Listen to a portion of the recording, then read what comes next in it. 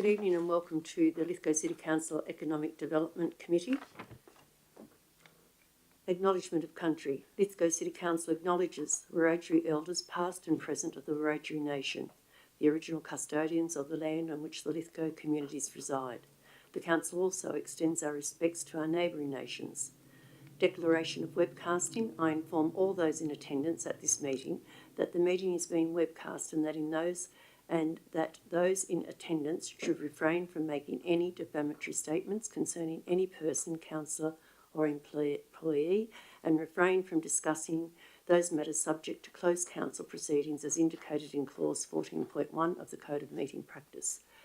There are apologies this evening from Councillor McGee and Councillor Ring. Could I have somebody move we accept those apologies? Happy to second, Mayor. Thank you.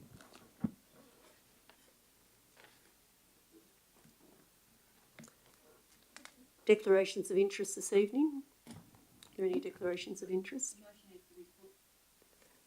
It is a committee meeting. I'll put the motion. I'll put the motion. All those in favour say aye. Thank you. Declarations of interest this evening. None. Oath of affirmation of office. Our councillors are reminded of the oath of affirmation taken of office made under section 233A of the Local Government Act 1993 when elected.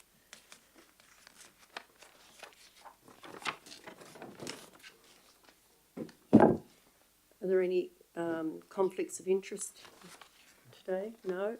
Good.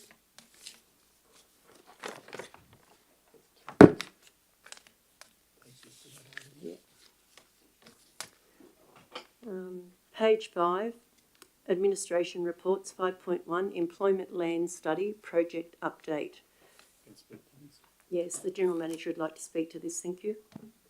Thank you, Mayor. Can I just also acknowledge that Mr Edgecombe is ill today, otherwise he would be here to speak to the bulk of these items, but I'll do my best to take you through them. With this being a committee meeting, the public gets some insight to how our committees work.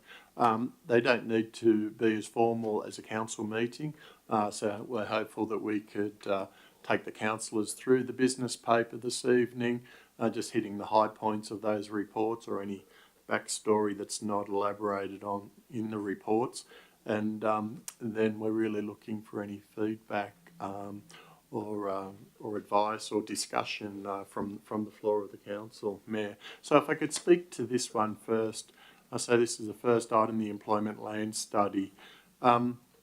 This project evolves from the Lithgow transition plan, the Lithgow evolving economy plan, and as you've heard myself and Mr Edgecombe speak about several times, Lithgow is at a position where it needs to be driving quite aggressively at growing and its economy and repositioning it for the future.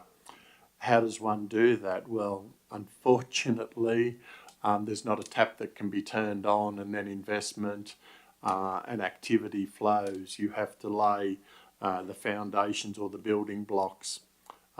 It is the case that there are many inputs, including planning inputs. We need to ensure that we have adequate employment lands, we have adequate housing lands, that we have the infrastructure aligned to those zoned lands.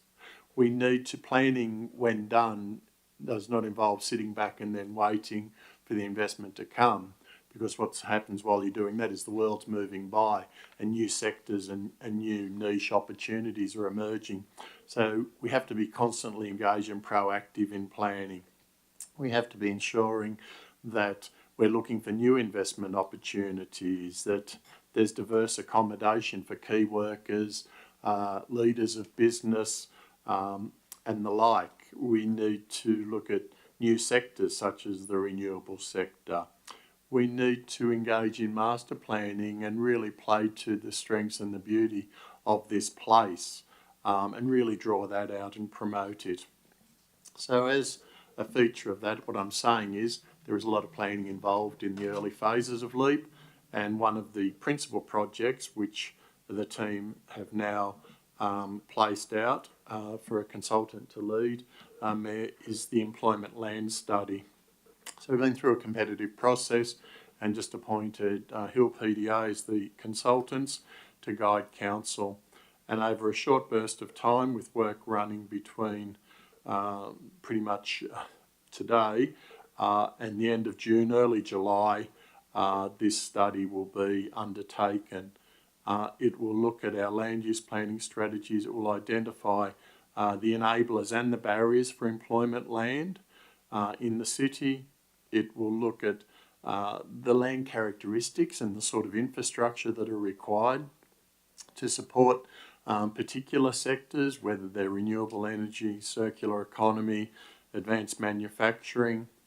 It'll look at the existing employment land stock and how suitable and ready it is to carry additional development. Is it serviced?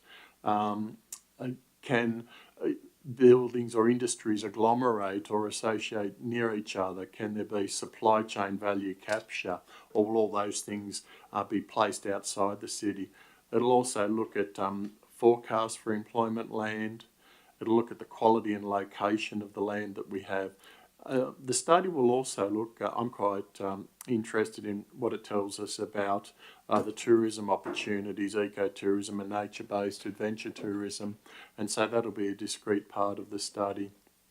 And of course, if it doesn't already go without saying, it will also engage with key stakeholders, including, of course, the community, but also investors, developers, estate agents, and others that are playing in this space of employment land. So look, I think it's a good project. I'm pleased with the consultant that's been appointed. It's a short burst of work, and it's going to look quite extensively at do we have sufficient land today? What's the demand like?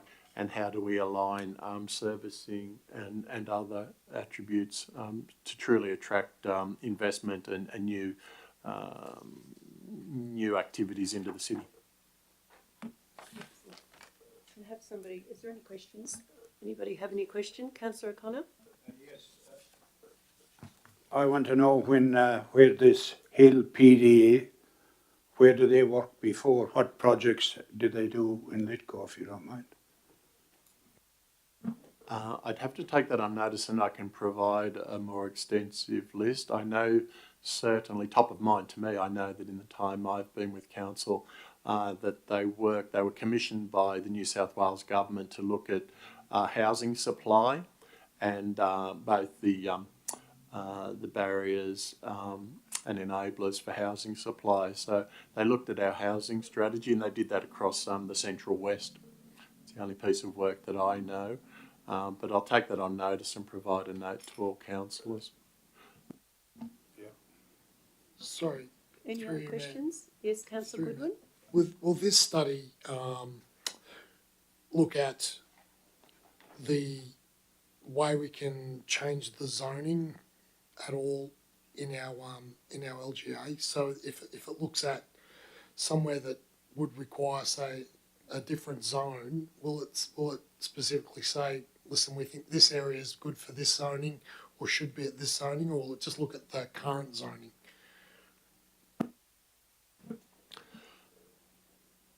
I'm not sure that this will be entirely granular, dropping right down to that level, but what it will do is look at current supply, likely demand, the nature of the existing supply, and out of that it will come up with either yes, you've got a beautiful alignment and adequate supply for 10 or 15 years, and you're right, or it will come up with a misclose. And if there's a misclose, and I feel there will be a misclose, well then we would look in a more granular way, a more fine-tuned way about how to, where to look to recover or close that gap, to find additional land, perhaps to find more level land that's sequentially more ready to go, and the like. I know that I expect that in the case of tourism, it will look at the maturity of our planning position in support of agricultural and ecotourism and the like. So, Any other questions, Councillor Marnie? Can I just ask what housing strategy you're referring to there, Mr. Butler? Thank you, Councillor Marnie. I was referring to some work that the New South Wales government did to look at housing across the Central West, and they engaged Hill PDA for that work, that piece of work. I think that's been provided to the council previously, but I'll just check on that and come back to you. Councillor Leslie? Thank you. I've also got a couple of questions. I refer to the business paper, attachments nil, reference to any relevant previous minute nil. I sent this afternoon an email to Mr. Edgecombe stating that he has been busy, because it's obvious. With regards to tonight's meeting, 5.1, there is no attachment showing the council minutes for approval for the $200,000, which is mentioned in the financial budget approved $200,000. I was wondering if I could be notified when this budget was approved. Yeah, I'll provide the minute number tomorrow. It was bound into the action list for the first 12 months of the Lithgow Evolving Economy Plan implementation. But I'll provide that minute note to the councillors. Thank you, Mr. General Manager. Any other questions? Can I have somebody move that we accept this report? Thank you. Thank you, Councillor Bryce and Councillor Goodwin. All those in favour say aye. Carried. Thank you. 5.2, Review of the Regional Development Act, Council submission. Unfortunately, Mr. Edgecombe is away, so the General Manager will be doing this. Thank you.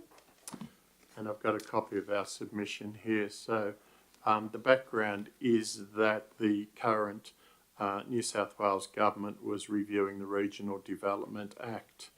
From recollection, I think this was occurring over December and January, so we sought a short extension of time and then made a submission, but that fell between council meetings, and it's appropriate that it come here in any event. So the Regional Development Act, amongst other things, expresses some of the policies or the legal framework under which the New South Wales government deals with, relevant to Lithgow, transition and affirmative actions within places like Lithgow, mining regions and the like. So resources for regions and royalties for rejuvenation and the concept of transition authorities or future jobs and investment authorities, as the government is calling them, are broadly within the remit of this Act. So we couldn't go past the opportunity to make a submission. I actually will lead into the submission by re-quoting what Minister Houssos, the relevant minister, said in budget estimates in November 23. And the quote is that Minister Houssos said, "There's no doubt that we have a lot of work to do in the Central West, because specifically in relation to their mines, i.e. in Lithgow," when you say the Central West, it is Lithgow, that she's referring to, "you'd be aware that they do not have access to export ports, as we discussed before." So the circumstance in Lithgow, as I'm telling you what you know, is different to the Hunter, and it's different to Mid-Western Council. Their coal mines are by and large export coal, and they will run much longer than Lithgow's mines. And I'm really pleased that that's been recognised by the New South Wales government and Minister Houssos.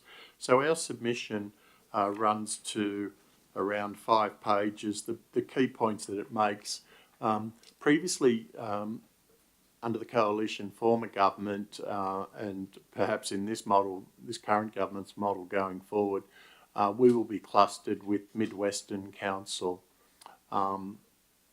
for the purpose of their jobs and investment, future jobs and investment authorities. And we respect that spatially we adjoin one another, but the submission just cautions that the Mid-Western Council and the local government area is vastly different to Lithgow. In fact, we're our own functional economic region, and whilst we're neighbours, as I said earlier, their mines will run much longer. They have a much more broad economy than Lithgow's, and so perhaps administratively it might be simple to cluster us with Mid-Western Council, and perhaps logical, but it doesn't diminish the fact that we're at very different stations in terms of the movement away from coal mining, and it points to the fact that there needs, I think, to be much more affirmative and urgent action in Lithgow's case than Mid-Western, but I also argue, and Council agrees, I know that there needs to be more urgent action in Lithgow's case than the bulk of the state because of that vulnerability that I spoke about earlier.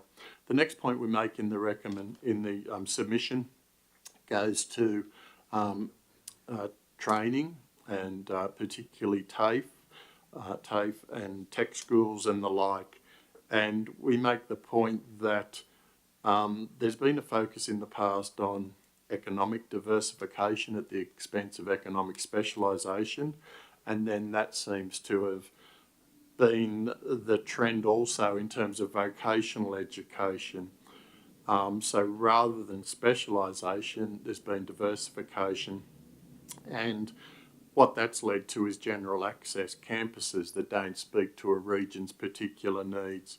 And so Council in its submission really challenges a perpetuation of that model and encourages that instead TAFEs and tech schools and these institutions of education for a current and future workforce should be more directed to the skills and educational opportunities, or the skills needed to drive employment rates in the particular region.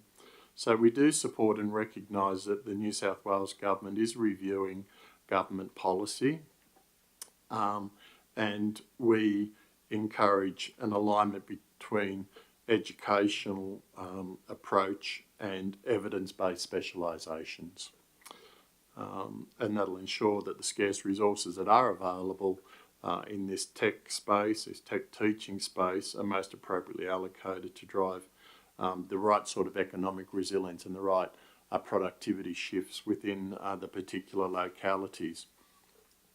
The next point that is made in the submission goes to the imperative for early action, and we are disappointed, and the Council makes this point in their submission, that Resources for Regions, which has been a fine program and delivered outstanding outcomes for this city, has been removed, and so going forward we will not have the benefit, and it almost averaged, I think, around $5 million annually, where we paid for trunk drainage infrastructure, Cullum sewage treatment plant, Main Street footpath, Cremmer Park grandstand, refurbishments of Lithgow Library, sewer relining works, the list just goes on. So by revolving, and what the submission acknowledges is, we're so proud and pleased for the long history of mining that we've had. But there are impacts also. And the Resources for Regions was a beautiful program because it ring-fenced those communities that did have mining and did bear some of those impacts on behalf of the state and will bear them in the long run. It revolved a small portion of funds out of the sale of that public asset and the minerals. It revolved some of that back to the affected communities. And the submission makes a point that we are the poorer, as are all other local government areas that benefited from Resources for Regions, by that program being withdrawn. The next point that the submission makes is that, and this is all evidence-based, endorsed by council and understood by government, as Minister Houssos has said before the budget estimates, that Lithgow is at the leading or the bleeding edge of the need for economic transition. And so we recognise this government's intention to establish future jobs and investment authorities, but we argue that more rapid progress needs to be made on that. We argue that the likes of the Royalties for Rejuvenation Fund, which has just $25 million going into it, but already that has built up to $75 million, needs to be, some of that funding needs to be liberated, and it needs to be directed towards the communities in Lithgow, in the Hunter and the like, that need to be fortifying themselves for the massive task of transforming and shifting their economies for a time beyond mining. And so we argue that some of those funds should now be coupled, for instance, in Lithgow's case, with the about $1.1 million that this council has procured from its local community.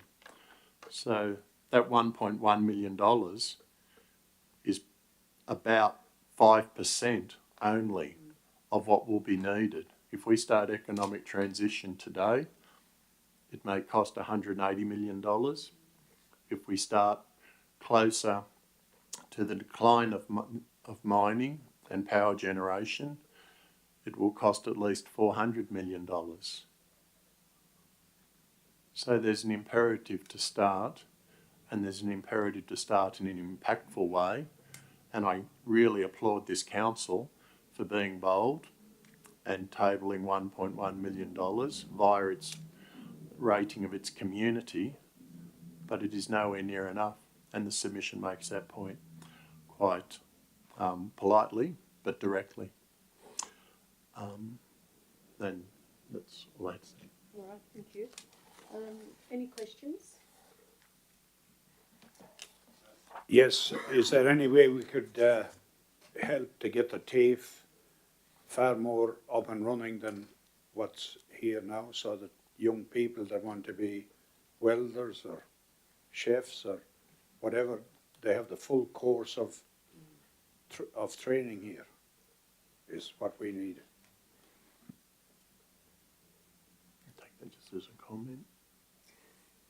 Yes, I think we have a wonderful facility, underutilised, and it should go back to the days when people did boilermaking and welding there. We need to skill up people, but not to the degree of what they were doing. I thought through mainly through the mines, I think, in Energy Australia. Is that not correct, Councillor Rice? No, it's not. Okay. There's about 4 or 5 days worth of classes there. I'm still in touch with the TAFE, and there's a lot of students coming in for all industries.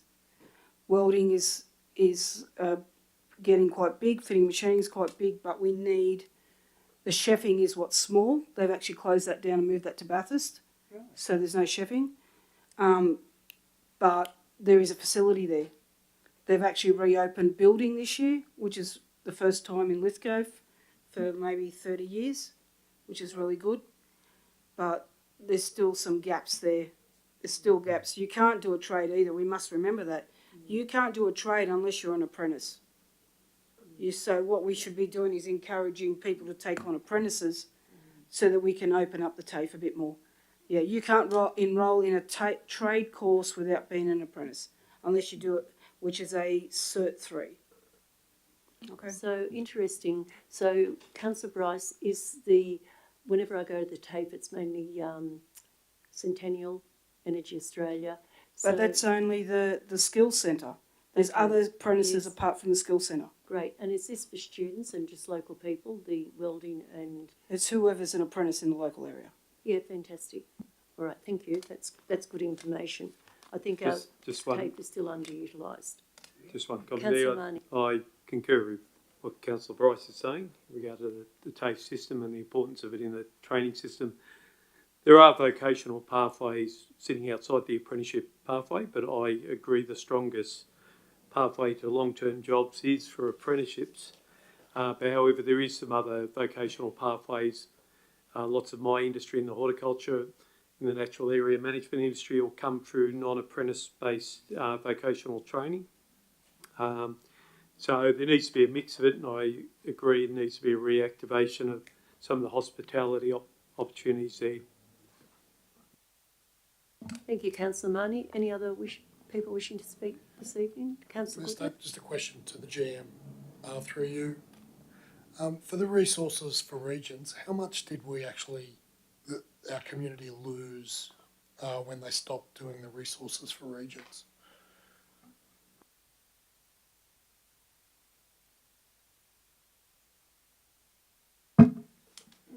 In 13-14, it was 13.5 million. In 15-16, we received 4.8 million. And it's up and down. In round 7, which must have been, then they moved to rounds, it was 2 million. That's annually. In round 8, it was 3 million. In round 9, it was 5 million. So over, what's that, 5 years? I can't do the sums in my head, sorry, but they're reasonable size. And I spoke to some of the projects that have been funded, and like link revitalisation, Portland Foundation's trunk infrastructure, Cullumbullen sewage scheme, redevelopment of Blackbridge, Wallerawang, wastewater treatment plant at Portland and the like. So quite an enviable list of projects. So we really need to advocate to get some more money from the government through either this LEAP or however we do it, because we've lost millions and millions of dollars now. Yes, and yeah, and yes, I say again, mining's been wonderful, and it's been wonderful for the state also with royalties and the like. And elsewhere in the business paper tonight, we speak about they're not Lithgow Council's words alone, but there are others. Whether it's the New South Wales Mining Council, the Hunter Councils, the Grattan Institute, and on it goes. There's a long list of bodies, the unions also, that argue that there will come a time, and our economy is subject to disruption and change, and there will come a time when places that were strong will not be so strong unless we take action to fortify them. And resources for regions and royalties for rejuvenation were intended to help equip these places for the future. And we should be and will be advocating with Council's authority for more significant funding for Lithgow. Yeah, excellent. Anyone else wishing to speak? No. Can I have somebody move, please, the Economic Development Committee note the responses to the New South Wales Government review for the Regional Development Act 2004 as submitted? Councillor Bryce, have a seconder, thank you. Councillor Goodwin. All those in favour say aye. Carried, thank you.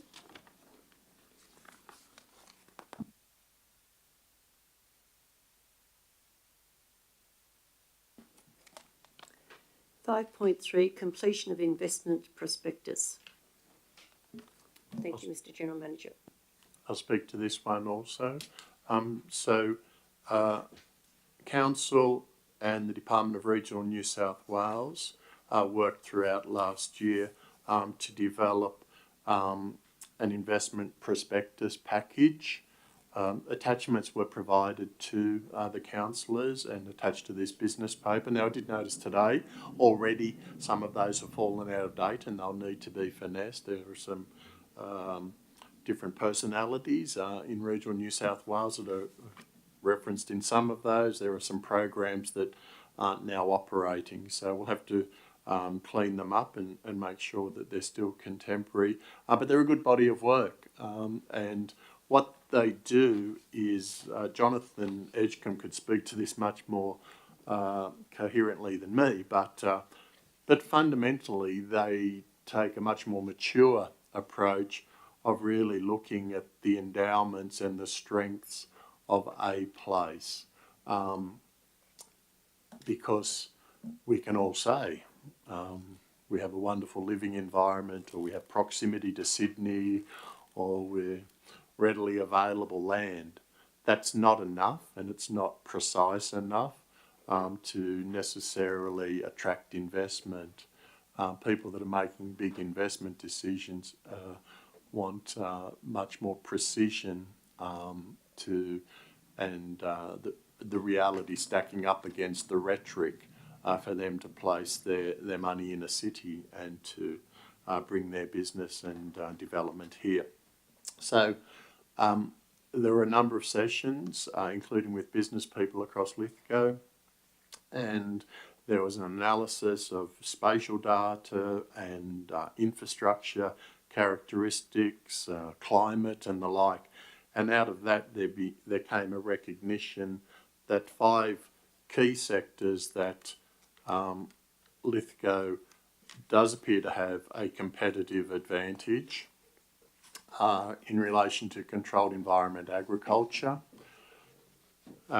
manufacturing of componentry for renewable energy, hydrogen production and associated activities, green construction, materials manufacturing, and advanced manufacturing related to defence. So you can see that last one's an example. Formally, one might have just said, well, advanced manufacturing. We're good in advanced manufacturing because we've got this skilled workforce and good electricity supply and the like. But it's much more precise than that. We have the benefit of Thales, an international company, precise engineering, 75,000 workforce or more. So how do you, once you have something like that in the city, and with such a long run as Thales has been here, that's gold. So how do you leverage off that? What are the supply chains that hang off that? What other advanced manufacturing? Defence contracts are a bit lumpy, I think, is a technical terminology that they use. So how could we smooth that out? How could we both grow the Thales presence or perhaps agglomerate or associate other, co-locate other related industries and sectors around them?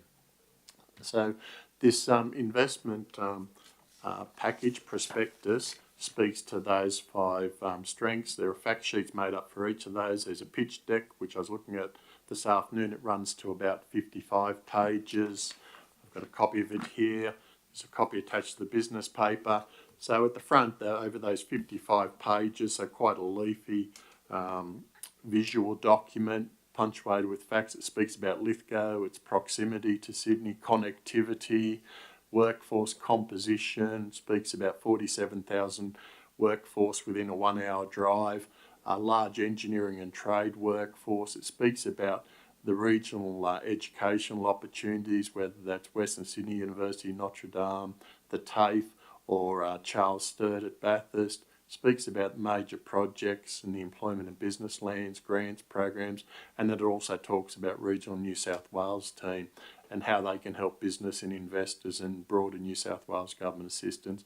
And then it drills down into the 5 key focus areas, providing, again, a more detailed sort of narrative for each of those areas.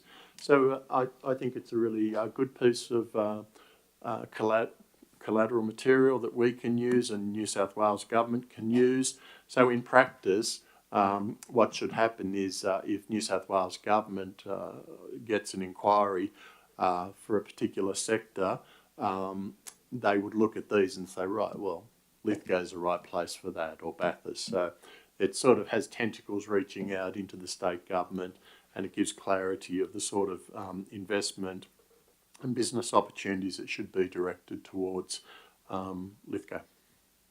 Thank you. All right. Thank you for that. Any questions regarding the investment prospectus? Councillor O'Connor? Oh, yes, I just wanted to say that number 5 there, the advanced manufacturing of related to defence, that could be the biggest industry ever and I was just wondering, I know it's a private company, but if I could recommend the general manager have a meeting with the manager of the factory.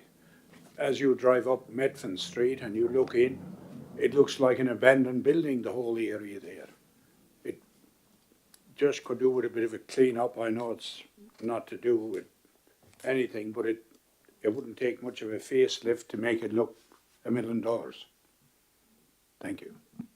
Yeah, we'd certainly be doing that, and we are in regular dialogue, or relatively regular dialogue with TELUS. We certainly, and the Lithgow Transition Plan, the Evolving Economy Plan, does recognise that as an opportunity site. Of course, as is often the case with a lot of the old historical sites, there are some encumbrances with it, but it's a good floor plate there, particularly that the one on the corner, which is relatively unencumbered with buildings. As I understand, TELUS are working through an audit of the site to understand its opportunities and its encumbrances. But yeah, we see it as a great site, great opportunity site. Any other questions? I'd just Councillor like to Leslie? comment on something, if I may. Refer to the bottom of page 14, a summary of key endowments, strengths and challenges developed from this process are, and there's a number of dot points, but specifically the last one, underutilisation of rail infrastructure and buildings. Now, this is not a new concern, it's a long-standing issue. In 2018, then Deputy Premier Barilaro announced that there'd be a rail maintenance depot put at Dubbo. And this was supported by the then Minister Paul Toole. But Lithgow Council was not even given the opportunity to make a submission.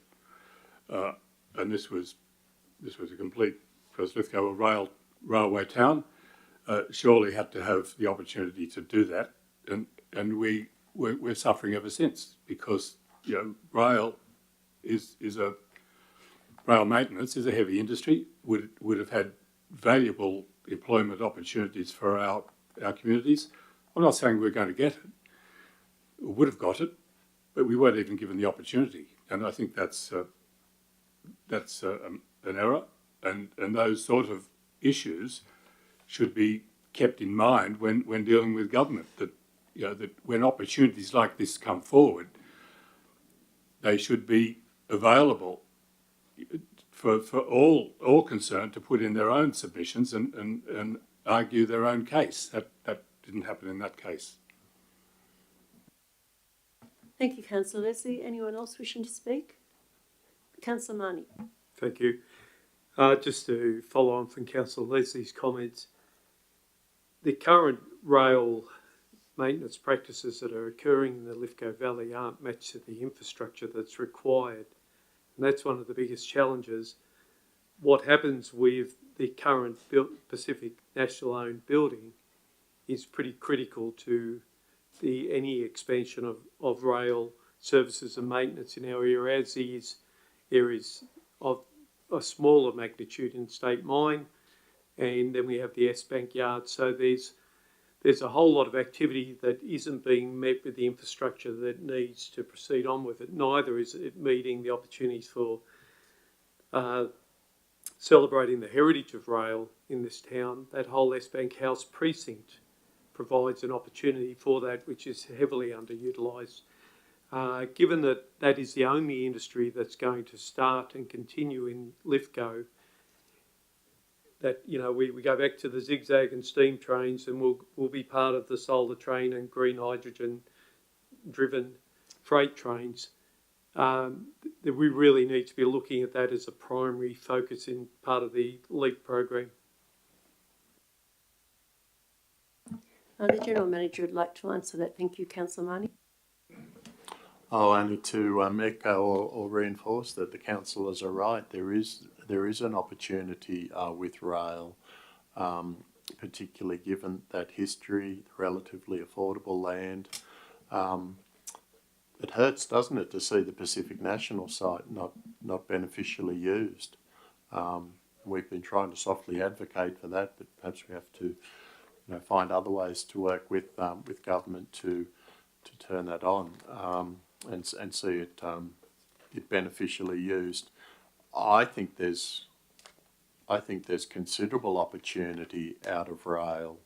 There's opportunity to better link the Central West. There's opportunity to better link the Central West into Western Sydney and Sydney. There's opportunity I think I spoke earlier about we are our own functional economic region, but that's a frailty. If you go to the Hunter or the Illawarra or Western Sydney, local government areas and cities, they all blend and blur into one. Lithgow's a little bit sort of isolated in that regard and different, and I think there's an opportunity to actually, we need to find ways to actually puncture that ring fence and to again allow the Central West to bleed more significantly into Lithgow and Lithgow into Western Sydney and the Blue Mountains. And I think rail will play a key part in that, whether that's rail-based tourism, whether it's, you know, people commuting. I've heard there's a person worked at Western Sydney University who was required to catch a train but was able to do that from Taranaki to Lithgow. How beautiful is that? Mm. Imagine if people could move up and down the Western Line between Bathurst and Lithgow, or if they could move more fluidly across the mountains to Western Sydney with a faster service rather than an all-stop service, or if there were more trains coming into Lithgow rather than stopping at Mount Victoria and turning back around. So I think rail, I'm drifting a bit here I know, but I think rail in the 21st century is a great opportunity for Lithgow. And we have a lot of the sidings and infrastructure, skills and workforce that could flex across to play more of a role in that heavy rail sort of infrastructure space. Anyone else wishing to speak? I'd just like to make a comment, seeing as though we're talking about rail, and I do believe it's a great part of the future. I've had many people ask me what the trains are doing parked out near the area of just past Short Street. Can we lobby, please, to get them moved or get them on the track or something? That they've been there for millions and millions of dollars every month, and we need to get them up on the tracks and getting used. Notice, please, that you might be able to contact somebody to find out. I've had lots of people complain about it or wondering when they're going to be used, because one of them are. Haven't they already started to move those trains? They hadn't last time I was there.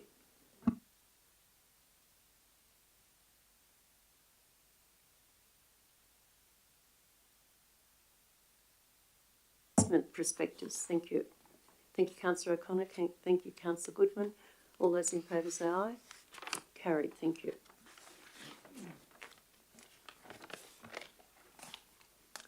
.4, the LEAP general update. So again, Jonathan's not with us tonight. He's ill. So the General Manager would like to take you through this. Thank you.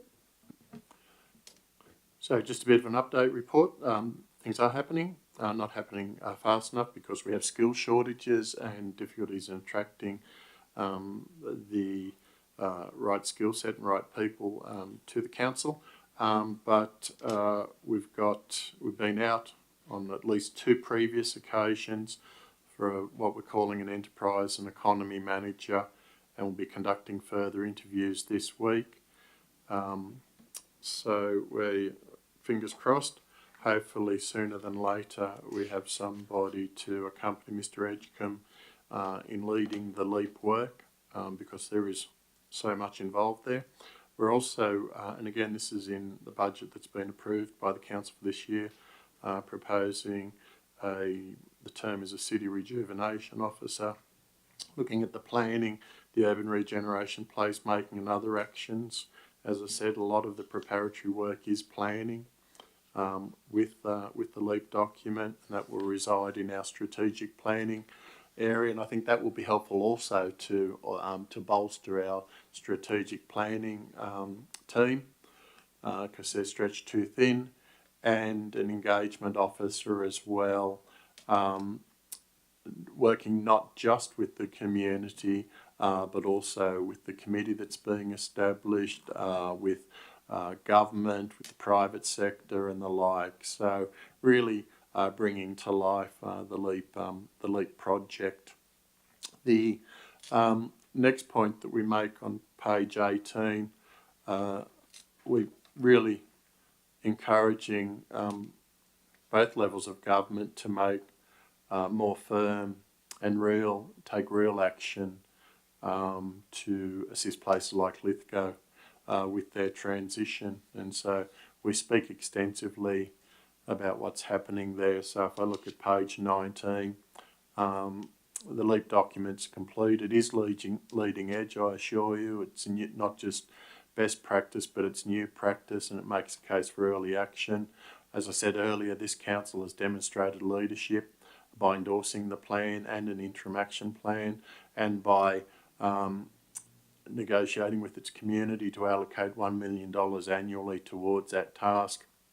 But the scale of the task is massive, and we will fail. I'll say that to you. We'll fail if we're doing this on our own. It requires between 150 and $400 million. So as I said earlier, we've got about 5% of that amount, but we don't even that amount. We need extra capacity. We need to squash down planning processes. We need multiple projects running together. We need to find ways to fund Clarence water schemes to provide water security, to establish a science, technology, engineering, arts and mathematics faculty, reaching out to our primary schools and secondary schools to equip our children for the careers of the future, not the careers of the past.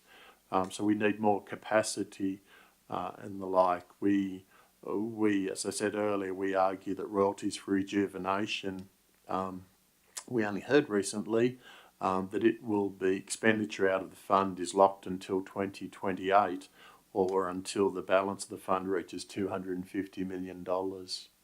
We don't understand that. We don't understand the background, so perhaps that's why we don't understand it. But when we compare the commitments from New South Wales governments, Coalition and Labor, to doing things and disrupting and positively improving our economy in Lithgow, and then we see money being parked until 2028 or resources for regions being withdrawn, there's a contradiction between the statement of commitment and real action. And we are pleased that Minister Houssos recognises the need for early action, but we're continuing to lobby for that to occur. Just a little bit of an update. We're looking to stand up the committee that the council agreed to implement LEAP as soon as possible. We'd like to think that we'd be in a position to convene a meeting of that group in April, but the administration will keep you advised about that. We're moving as quickly as we can. We're also, and I spoke to this at an information session recently, the Latrobe Valley has been walking down our pathway for many more years than ourselves, and so they do have something of an experience in looking to transition their economy. And Mr. Edgecombe and his assistants have pulled together what I think looks like a really powerful short study tour where we're encouraging, we're going to report this to the meeting next week. We're encouraging that council undertake a study tour and meet with the Latrobe Valley Authority, with their tech schools, with some of the schools and students down there, the council and agencies of government, reps from the Yallourn power plant. They brought forward closure of the Yallourn power plant, and I'm not across everything that they're doing, but I think it's really like ourselves. They're already undertaking. We've got a theoretical construct and a thing. We know what we need to do, but we don't have the years of experience. So I think it'd be really quite powerful. So we're talking about jumping on a plane and getting down to the Latrobe Valley and really speaking to the people that have been undergoing this transition for longer than ourselves. Thank you. Thank you to the General Manager for that important report. Any discussion, any questions? Councillor Coleman? Yes, thanks, Mayor Statham. I note in the LEAP, well, this is not the LEAP, but I note in the report that you mentioned the two positions which you just spoke about, the engagement officer and the city rejuvenation officer. You also state that they haven't been formally advertised. When are they going to be formally advertised? Have we got a date for that?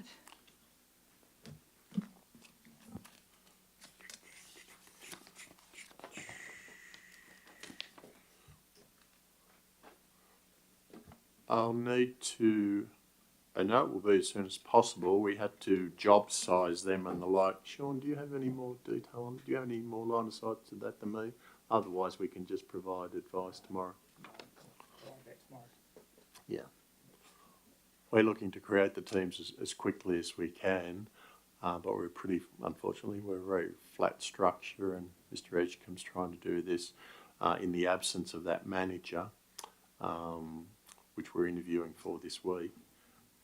That was my other question, but which you've already answered.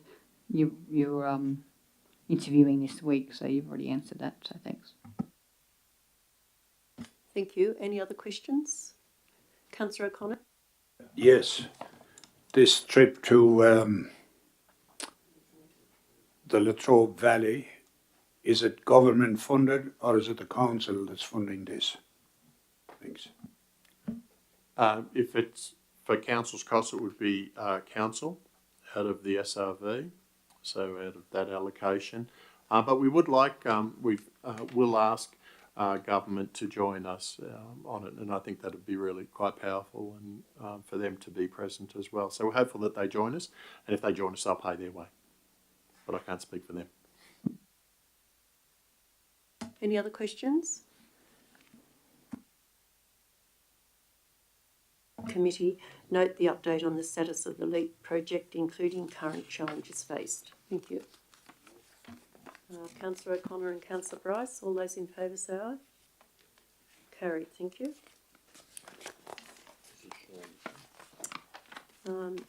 Mr. Sean Elder will do the next report, thank you. Thank you, Mayor.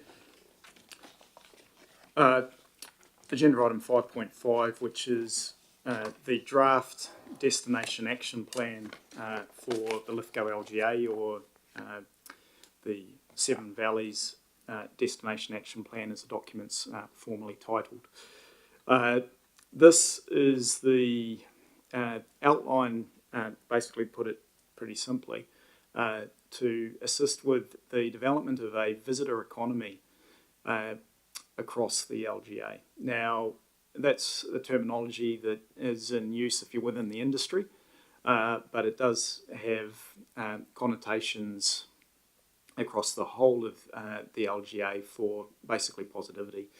What it refers to is that to establish Lithgow as a destination, to ensure that we are getting a level of visitation that contributes to the long-term economy, as well, and primarily that's through visitation that results in additional bed nights. So basically overnight stays of durations could be anything from 1 to 5, 10 days or longer at businesses, other destinations or accommodation facilities that are established throughout the LGA, as well as the experiences and the product that visitors to the region are looking for.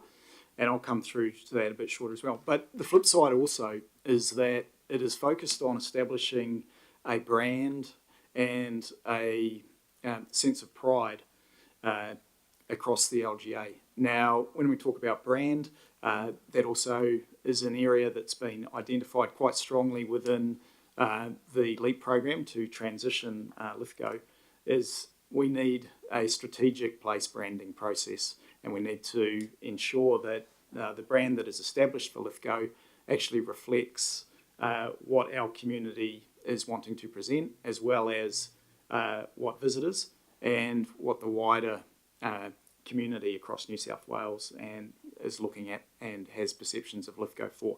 And some of that perception element I'll come to shortly as well.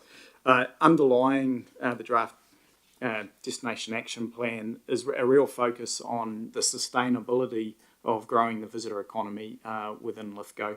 Now, sustainability is quite important because it requires us to establish a brand and product. Now, I'll keep using these terms like product, but it basically means the attractions across the LGA that are distinctive, are consistent, and are also sustainable.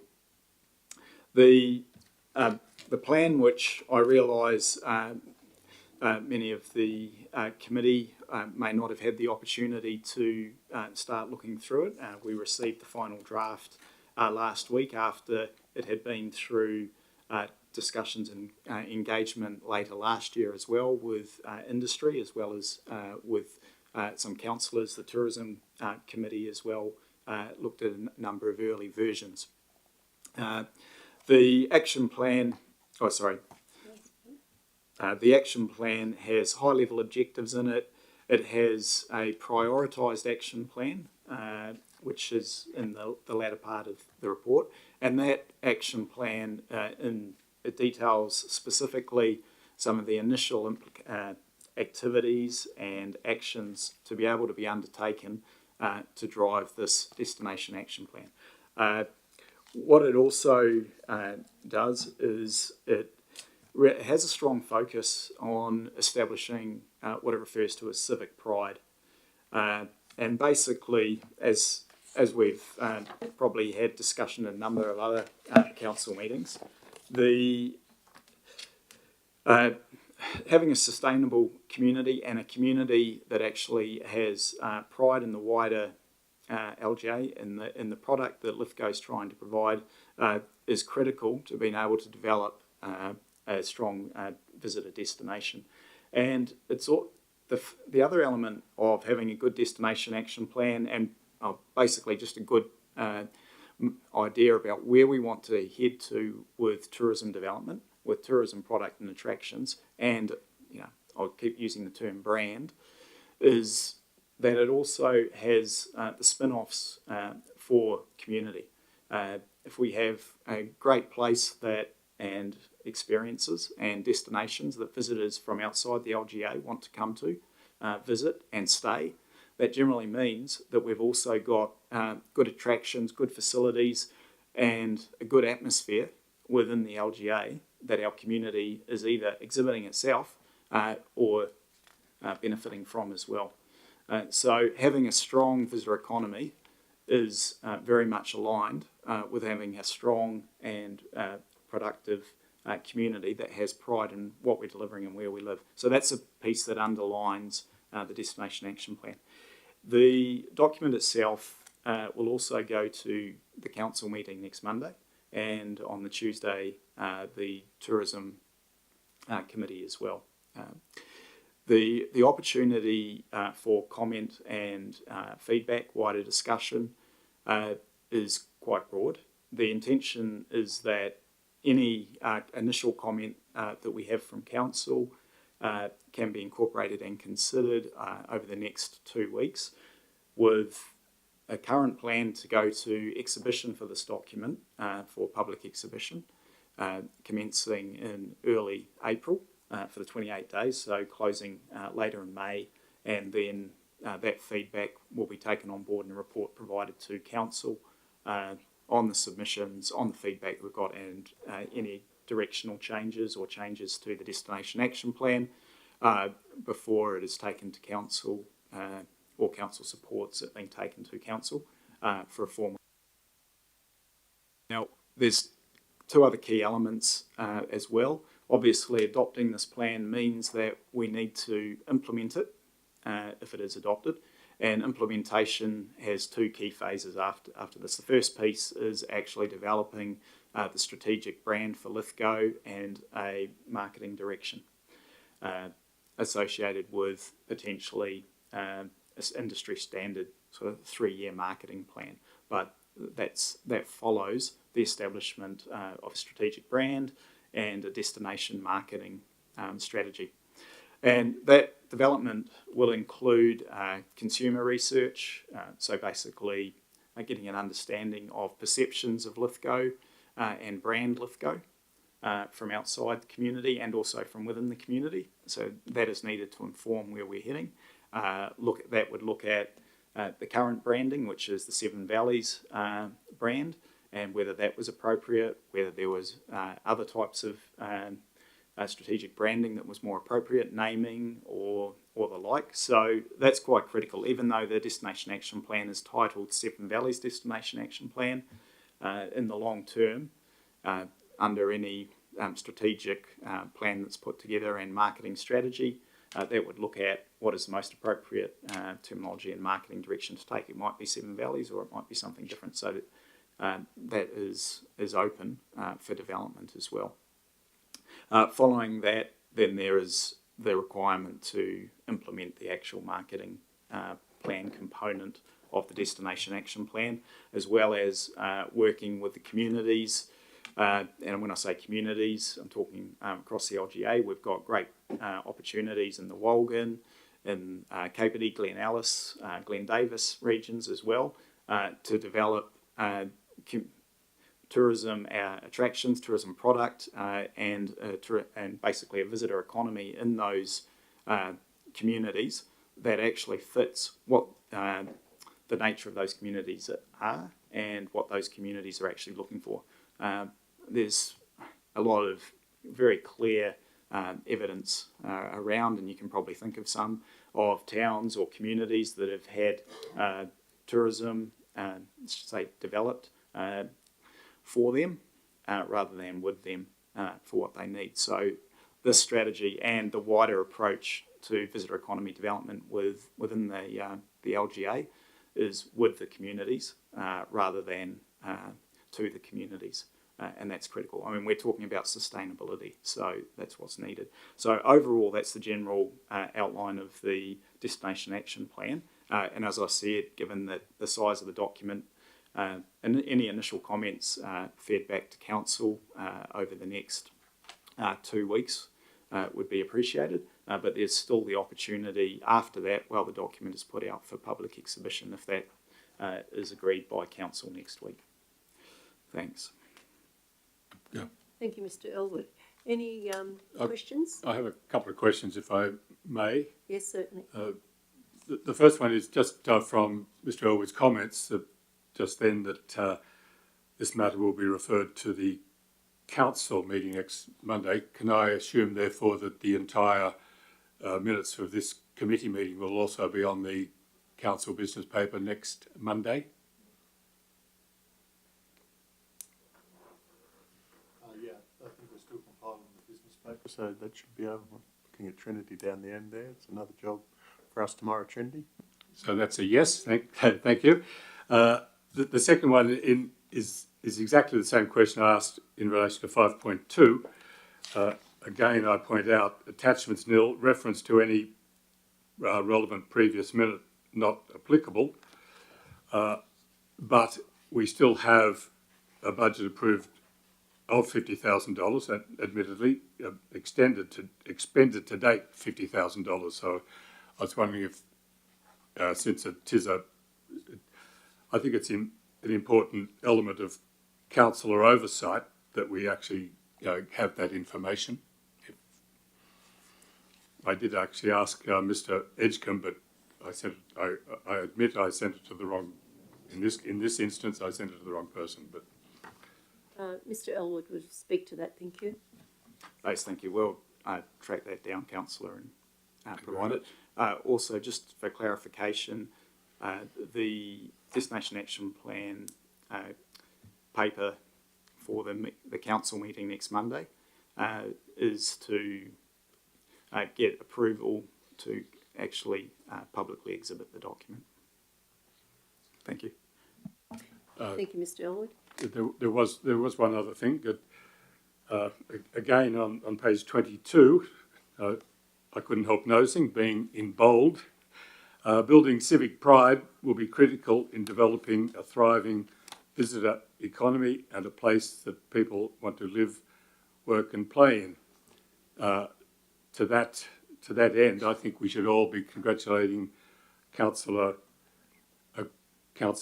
Coleman for her very busy handing out I Love Lithgow badges over the last weekend. What sort of nonsense is that?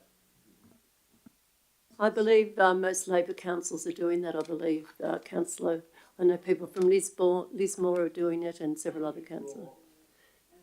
Keep on topic, thank you. Keep on topic, thank you.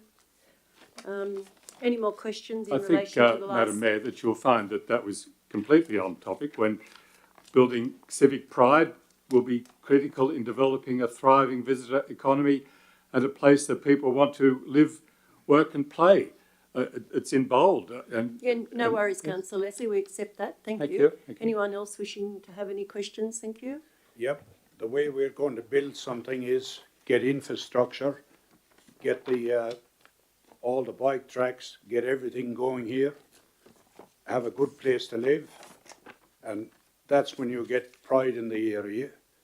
Every community in New South Wales, outside of Sydney, is suffering right now with rates, natural disasters, everything.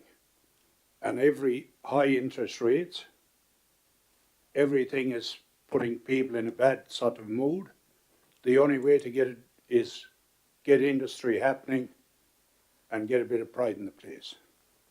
And I absolutely agree. Thank you. Pride is number one, first impressions are number two, and I think we all certainly the majority of councillors want us to go forward and have pride, and that's why the signage is going to be changed very soon.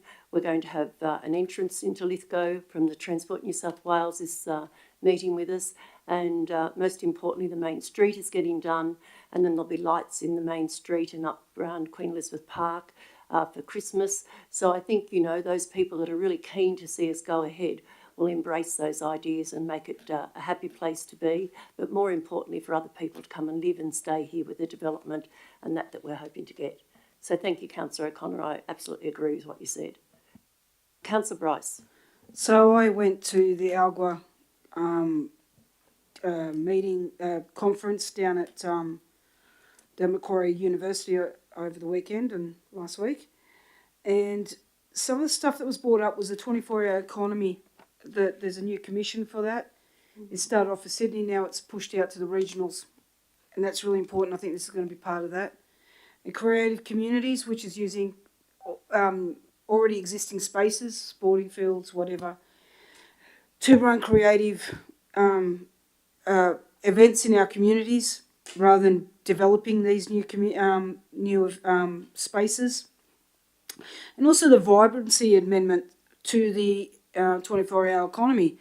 These are all really important for our tourism, how we grow that. And I think we need to look into it and look at how it fits into this this new plan for us, and how we can benefit from those. The 24-hour economy, like they're talking about cutting red tape to put on events and close roads, using spaces, cutting a lot like noise complaints for pubs and stuff like that. Instead of having 5 or 6 people that you complain to, we just have one complaints resolution person that we talk to. These things need to be looked at if we want to really get our tourism going in our towns. Thank you, Councillor Bryce, for bringing back that report from the conference. Can I have somebody, if there's no further questions, please, can I have somebody move that the report of the Seven Valleys Destination Plan be received? Thank you, Councillor Leslie, and seconder, Councillor O'Connor. All those in favour say aye. Thank you. We have general business, but we should do general business if there's any general business. Is there any general business this evening? No general business? Thank you. Thank you for attending, and thank you for the viewers at home. I'll now officially close the meeting. Thank you.